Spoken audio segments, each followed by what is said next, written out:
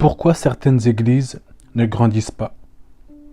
Dans Philippiens chapitre 1er, le verset 6, on nous dit « Je suis persuadé que celui qui a commencé en vous cette œuvre la rendra parfaite pour le jour de Jésus-Christ. » Dans ce verset, on nous fait déjà comprendre que le Seigneur doit être celui qui commence avec nous cette œuvre. La question que nous pouvons nous poser, c'est est-ce que nous avons commencé cette œuvre avec lui ou sans lui? Ce qu'il faut savoir, c'est qu'il y a un dérèglement concernant les églises. On n'est pas contre le fait qu'il y ait des églises, mais contre le fait que des églises s'ouvrent n'importe comment. Et si le Seigneur permet que nous puissions dire quelques vérités, c'est pour le bien de tous. En revenant au verset que nous avons lu, Paul, emprisonné à ce moment-là à Rome, s'adresse à l'église de Philippe et leur dit d'être persuadé que celui qui a commencé cette œuvre en eux la rendra parfaite. En soi, Paul leur dit que Dieu qui est à la base de cette œuvre fera que les choses grandissent. Pour que les choses puissent grandir, pour que les choses puissent prendre forme, pour que les choses puissent progresser, et le tout de manière surnaturelle, il faut que Dieu puisse être à la base de ce commencement. Lorsque nous avons Christ dans notre vie, nous ne pouvions que progresser. Si nous disons avoir Christ et qu'il y a un problème d'évolution, c'est que le problème est à notre niveau. Et c'est un problème à résoudre. D'un autre côté, nous pensons avoir Christ, mais en réalité, nous ne marchons pas avec lui. Tu diriges peut-être une assemblée, tu fais peut-être partie d'une assemblée, mais tu constates que cela fait des années qu'il n'y a pas d'évolution. Le problème, c'est que beaucoup tournent en rond, beaucoup ont fait des choses, mais selon qui? Selon Dieu ou selon eux-mêmes? Voilà pourquoi nous allons dans ce message énumérer certains points qui expliquent pourquoi certaines églises ne grandissent pas. Parlant de l'église primitive, dans Actes chapitre 2, le verset 47, on nous dit « Et le Seigneur ajoutait chaque jour à l'église ceux qui étaient sauvés. » L'église primitive était une église qui grandissait chaque jour. Ils ont commencé petits, mais ils ont fini des milliers. Et on nous dit bien que c'était le Seigneur qui a ajouté chaque jour à l'église ceux qui étaient sauvés, ce qui nous montre que le Seigneur était là et qu'ils ont commencé avec lui. Voici pourquoi certaines églises ne grandissent pas. Premièrement, certaines églises ne grandissent pas parce que Christ n'est pas à la base de cette œuvre. Certains pensent que avoir la connaissance de la Bible autorise à ouvrir une église. Ce n'est pas que tu sais cuisiner que tu dois forcément ouvrir un restaurant. La question c'est, est-ce que c'est le Seigneur qui t'a appelé à le faire? S'il ne t'a pas appelé à le faire, tu iras, mais sans lui. On ne commence pas une église parce que nous possédons des dons spirituels. Ce n'est pas que tu t'exprimes bien et que les gens t'appellent pasteur, par exemple, que tu dois commencer une église. On commence une œuvre lorsque Dieu te donne des instructions claires et précises. Lorsque le Seigneur te donne un message et une vision. Et le Seigneur s'arrangera toujours pour confirmer cela à travers d'autres personnes. Dieu permettra toujours qu'il y ait des témoins qui, par songe ou par révélation, recevront la confirmation de ce que Dieu t'avait dit. Aujourd'hui, il y a un mouvement qui fait que chacun ouvre sans avoir reçu de message clair venant du Seigneur. Certains, vous avez un ministère, mais cela ne veut pas dire que vous devez forcément ouvrir une église. Certains, Dieu vous appelle à ouvrir une église, c'est vrai, mais d'autres, Dieu vous appelle à travailler sous la vision d'une autre personne. Voilà pourquoi certaines églises ne grandissent pas, car Dieu qui n'est pas à la base ne vous donne pas les provisions dont vous avez besoin. Comment puis-je te donner des armes alors que je ne t'ai jamais appelé à aller en guerre? Dieu investit seulement là où il est le bâtisseur. Dans Matthieu chapitre 16, le verset 17 à 18, on nous dit Jésus, reprenant la parole, lui dit : « Tu es heureux, Simon, fils de Jonas, car ce ne sont pas la chair et le sang qui t'ont révélé cela, mais c'est mon Père qui est dans les cieux. Et moi, je te dis que tu es Pierre, et que sur cette pierre, je bâtirai mon église, et que les portes du séjour des morts ne prévaudront point contre elle. » En soi, Jésus dit à Pierre que c'est par révélation qu'il a reçu ces choses et non par la chair. Et c'est sur cette révélation que l'Église a été bâtie. La question que chacun doit se poser, c'est quelle révélation j'ai reçue pour commencer l'Église? Qui t'a révélé ces choses? C'est le Seigneur ou c'est ta chair? Avant de chercher à ouvrir une Église, il faut passer du temps dans la prière, passer du temps avec Dieu. Certains n'ont pas suffisamment passé de temps dans la prière, ce qui fait qu'ils ont mal compris les révélations qu'on leur a données ou les messages qu'ils ont reçus. Voici aussi une autre précision. Ce n'est pas aussi que tu as reçu la vision et le message que tu dois commencer forcément tout de suite. Oui, le Seigneur t'appelle à ouvrir une église, mais pas forcément tout de suite.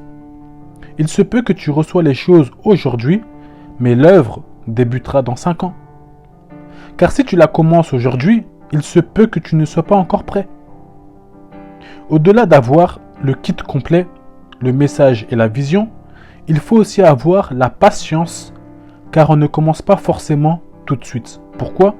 Car Dieu peut te donner la vision et le message pendant que tu n'es pas prêt. Il te dit déjà ce qu'il compte faire avec toi. Il te donne déjà le contenu.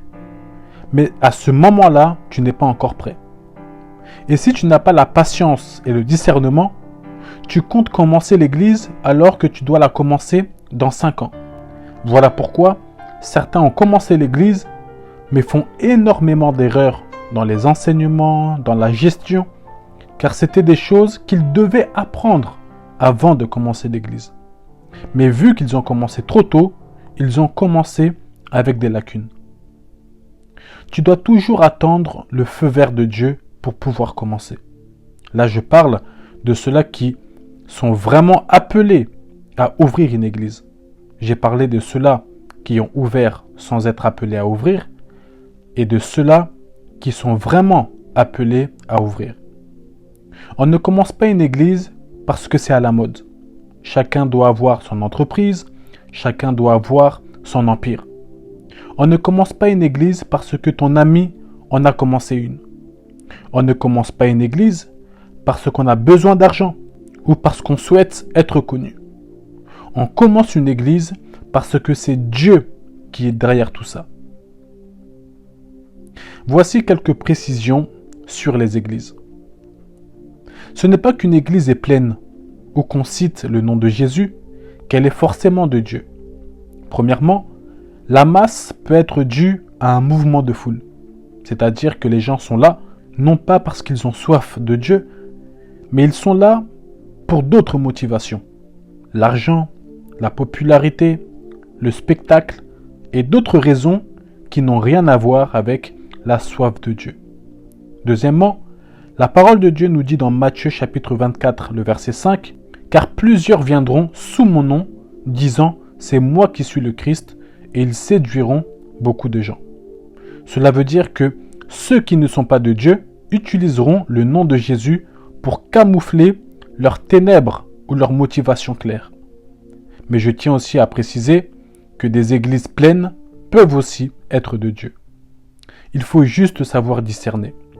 Il faut juste ne pas faire l'erreur de se dire qu'une église pleine, une église connue, un pasteur connu est forcément de Dieu. Il ne faut jamais faire cette erreur. Car beaucoup sont connus, mais ils ne sont pas accompagnés de Dieu.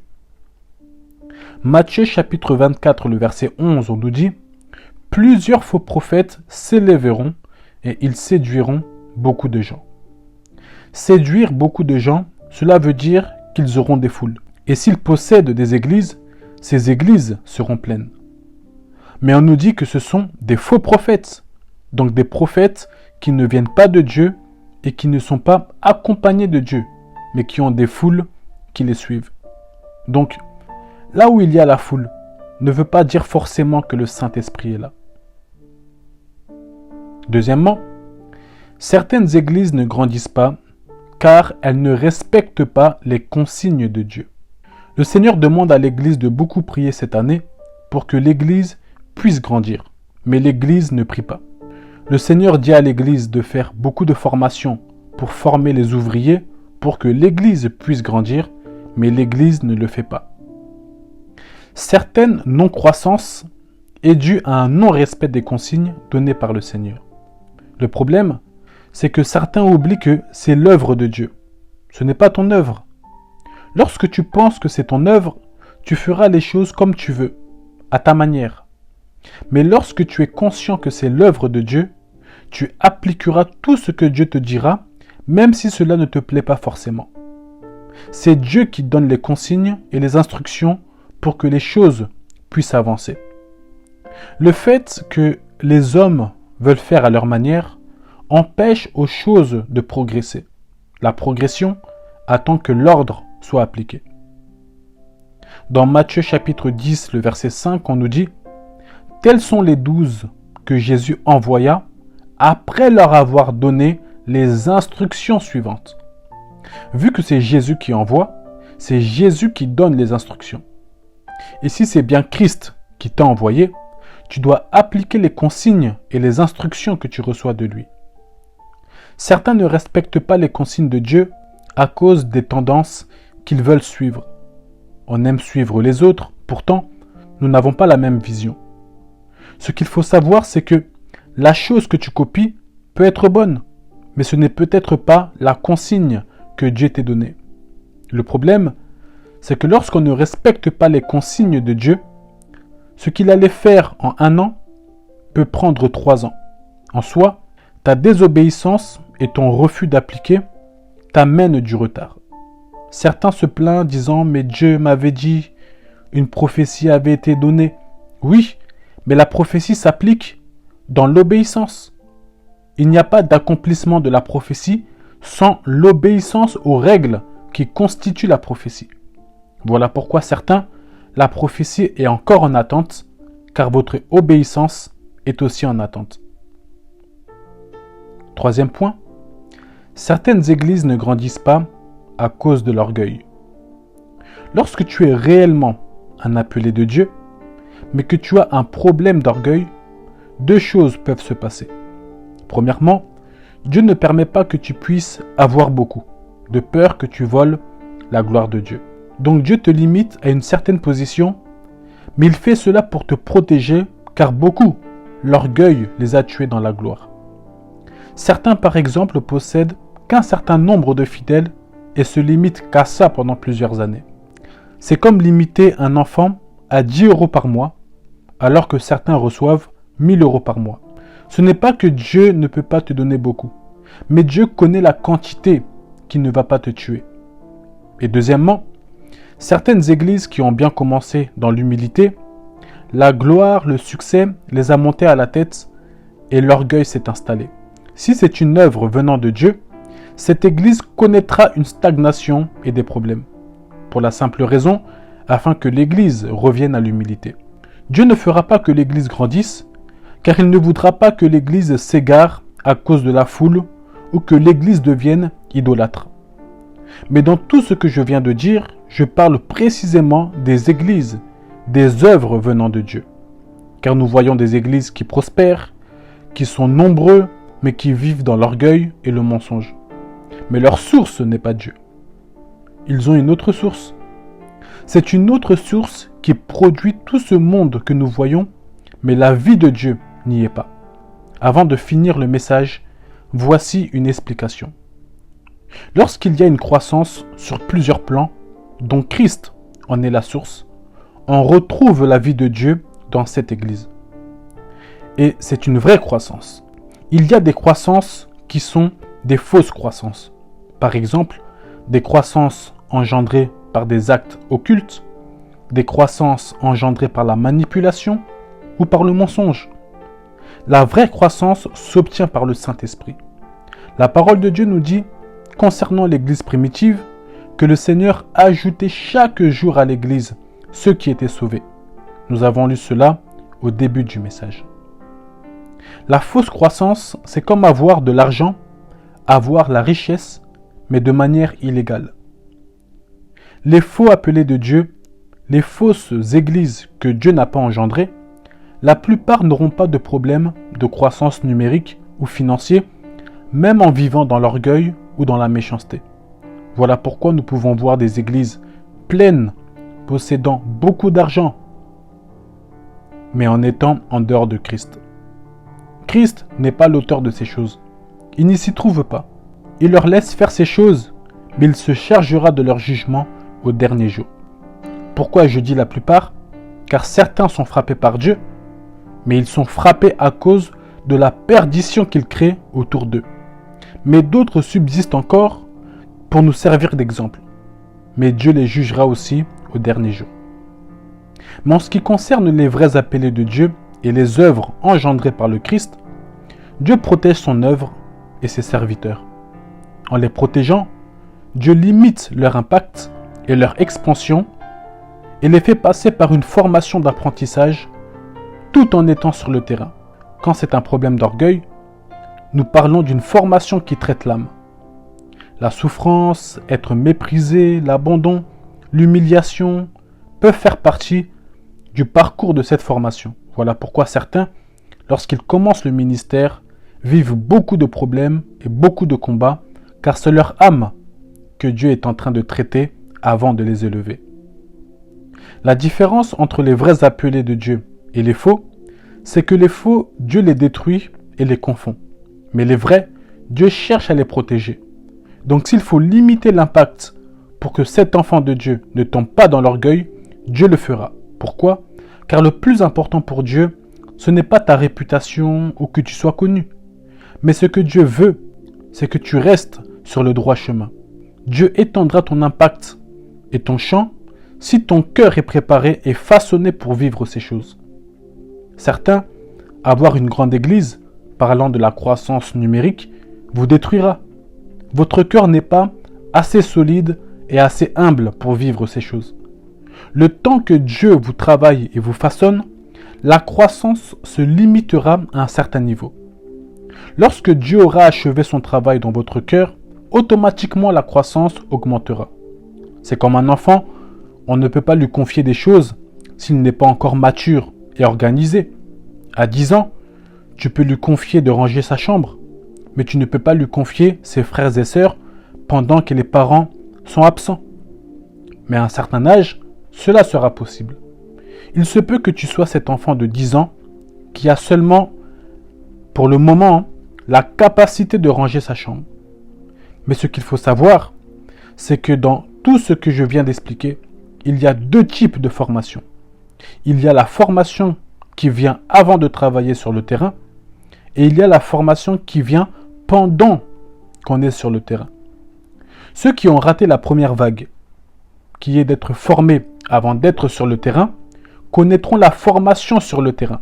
Et là, tu peux passer par la formation, mais tu es pasteur, tu es leader ou tu es responsable. Voilà pourquoi il y a souvent une différence entre deux personnes qui commencent le ministère. L'un, Dieu le fait directement monter et l'autre montera quelques années après car il n'a pas reçu la formation que le premier a reçue. Ainsi, Dieu peut se permettre de lui donner beaucoup car il est déjà prêt. Mais toi, Dieu attendra encore car il te prépare à être prêt. Voici deux versets. Proverbe chapitre 16, le verset 18, on nous dit « L'arrogance précède la ruine et l'orgueil précède la chute. » La parole de Dieu nous fait comprendre que là où il y a l'orgueil, il y a la chute.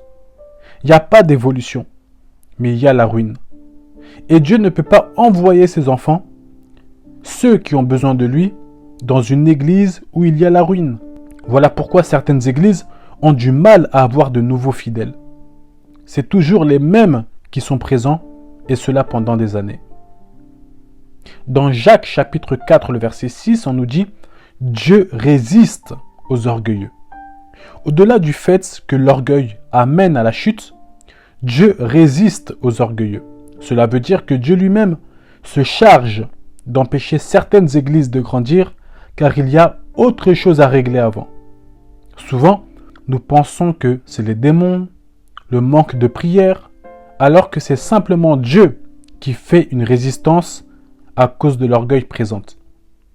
Lorsque nous parlons de résister, nous parlons de faire blocage. Donc c'est Dieu qui bloque. Pour conclure, ce que nous devons nous mettre à l'esprit, c'est que les âmes doivent être sauvées. Nous ne devons pas nous arrêter et nous focaliser sur l'église doit être grande, je dois être la personne ayant le plus d'impact. Ce n'est pas notre réputation ou la grandeur de l'église qui fera que nous obtiendrons une récompense. Mais c'est le travail que nous avons effectué pour que les âmes soient sauvées. Dans Luc chapitre 15, le verset 7, on nous dit, de même, je vous le dis, il y aura plus de joie dans le ciel pour un seul pécheur qui se répand que pour 99 justes qui n'ont pas besoin de repentance. Donc le Seigneur est joyeux lorsqu'une âme se répand. Dieu prend au sérieux chaque âme en particulier, ce qui est différent de certaines églises qui prennent au sérieux la masse et non les âmes en particulier. C'est pour cela, lorsqu'une âme se perd, on la critique, mais on ne prie pas pour elle. On ne lui demande pas comment ça va, parce qu'on n'a pas le cœur de Dieu. On préfère demander à la foule comment ça va, mais pas aux âmes en particulier. Ainsi, si une assemblée ne prend pas au sérieux une seule âme, comment Dieu peut en envoyer plusieurs? Est-ce qu'on est une bonne adresse pour que les âmes puissent venir? Est-ce qu'on est une bonne adresse pour que les âmes progressent? On veut que l'Église soit pleine. Mais les âmes qui seront là, les âmes qui seront présents, seront-ils orientés comme il se doit vers le Seigneur? Ou ils vont simplement être des personnes en plus dans l'Église? C'était le message sur pourquoi certaines églises ne grandissent pas. Merci beaucoup.